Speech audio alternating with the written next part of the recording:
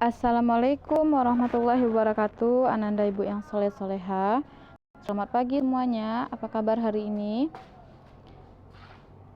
Ibu harap ananda ibu sehat-sehat selalu dan selalu dalam lindungan Allah Subhanahu wa taala.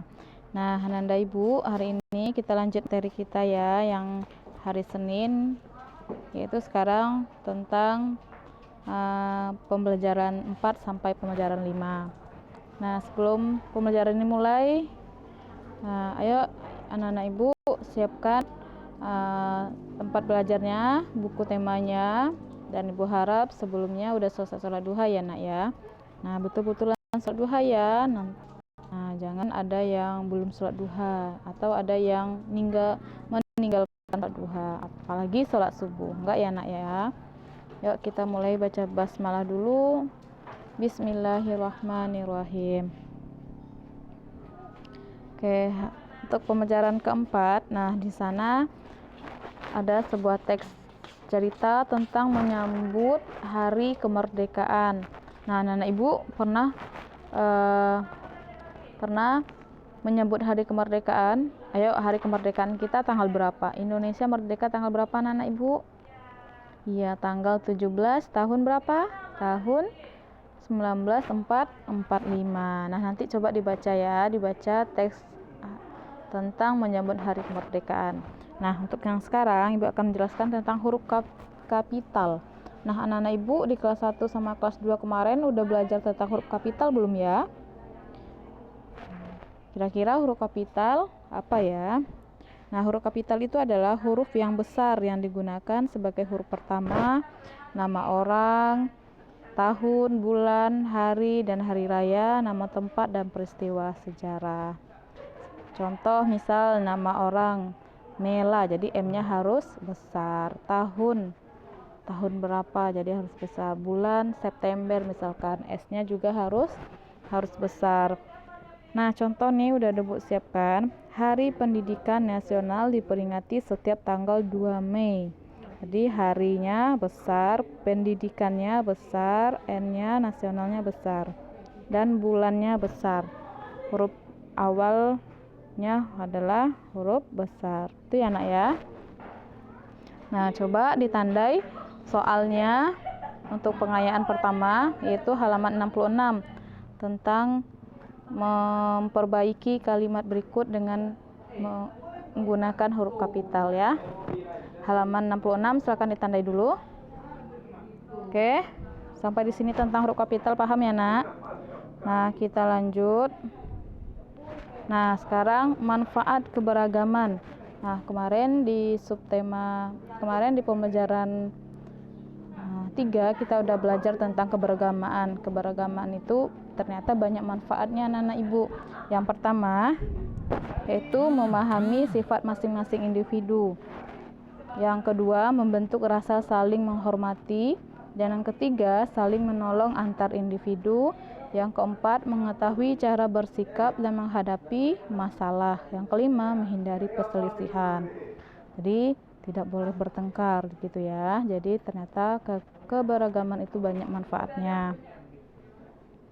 Paham ya nak tentang manfaat keberagaman? Besok kajian sarapan.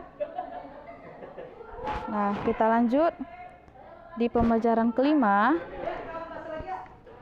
Di pembelajaran kelima yaitu tentang kalimat tanya. Nah, ibu sudah belajar tentang kalimat tanya. Nah, kalau kalimat tanya berarti jawabannya udah disediakan tuh di halaman 73. Jawabannya udah disediakan. Ada T, ada J. T itu ada tanya, kalau J itu jawab. Jadi, nah di catatannya itu ya ada ya. Nah, T-nya masih kosong, yaitu untuk tanya. Pertanyaannya masih kosong, jawabannya udah ada. Contoh misalnya membuat kalimat tanya, yaitu apakah judul teks cerita di atas? Nah, jawabannya adalah judul teks cerita di atas adalah Hari Kemerdekaan. Itu ya nak. Jadi kemarin kita udah belajar tentang kalimat tanya. Ayo, masih ingat kalimat tanya ada apa aja ya? Ya, kalimat tanya ada 7. Ada apa, siapa, di mana, kapan, mengapa, dan berapa, bagaimana. Itu adalah kalimat tanya. Nanti coba dibaca halaman 73 ya. Nah, coba latihan pengayaan kedua yaitu halaman 73, yaitu menuliskan kalimat pertanyaannya. Ya, membuat kalimat tanya. Kita lanjut. Nah, di halaman berikutnya sekarang kita akan belajar memahami hubungan satuan panjang. Nah, di hubungan satuan panjang baku itu adalah sebagai berikut. 1 km itu sama dengan 1000 meter, atau sebaliknya 1000 meter itu sama dengan 1 kilometer. Terus 100 cm sama dengan 1 meter, atau sebaliknya 1 meter sama dengan 100 meter. Contoh pertama, 200 cm. Nah, kita lihat 200 cm sama dengan 300 meter. Oh, salah Ibu, maksud Ibu 3 ya, 3 meter itu ya. Salah ketik. Afwan ya, Nak. Jadi contoh yang pertama itu 300 cm sama dengan 3 meter. Ya. Nah, untuk contoh kedua, nah kita diminta untuk menguraikan 550 cm. Nah, berarti kita buat 500 cm ditambah dengan 50 cm sama dengan di bawahnya 5 meter. Kita uraikan. Oh, 5 meter itu ya, Nak. Iya Allah, maaf ya, Nak. Ibu salah ketik lagi. Itu 5 meter ditambah 50 cm ya. Jadi, Ibu ulang lagi. 550 cm sama dengan 500 cm ditambah 50 cm sama dengan 5 meter itu ya, ditambah 50 cm. Nah, jadi untuk matematika yang memahami hubungan satuan panjang baku ini, yaitu kita diminta untuk menguraikan. Jadi hanya kayak seperti membalik-balikkan aja rumusnya, seperti 1 km sama dengan 1000 meter atau sebaliknya gitu ya. 100 cm sama dengan 1 meter atau sebaliknya. Paham ya anak-anak Ibu untuk matematika yang memahami hubungan satuan panjang baku ini?